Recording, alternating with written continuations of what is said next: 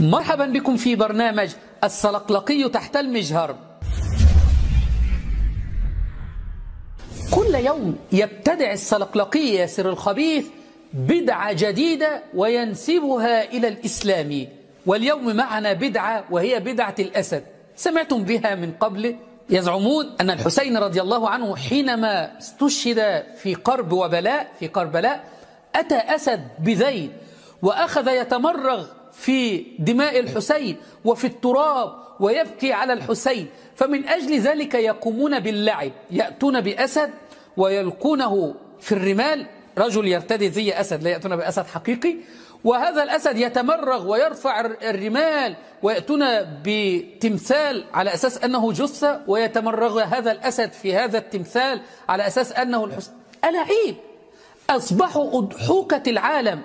الآن سنرى الصلقلقي ياسر الخبيث يدافع دفاع مميت عن شعيرة الأسد. الناس ترفع أسدا، يعني إنسان يلبس ثياب أسد كذا ترفعه ويسوي هكذا كأنه يمرغ نفسه بالأجساد الطاهرة. إعادة تمثيل شيء يذكرنا بماذا؟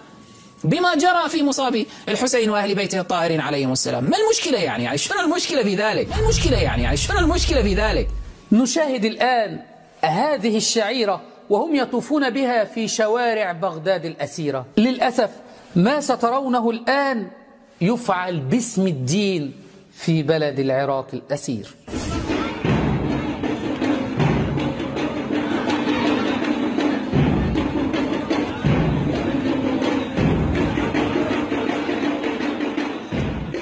ويزعمون أن من يعظم هذه الشعيرة فإنه يعظم الإسلام لأنها من شعائر الإسلام.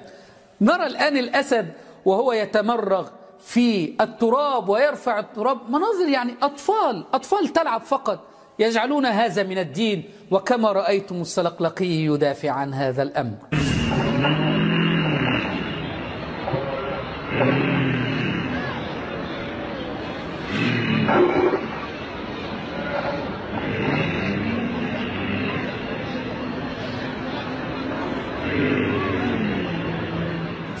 أسد موالي أيها النواصب كما يزعم الشيعة.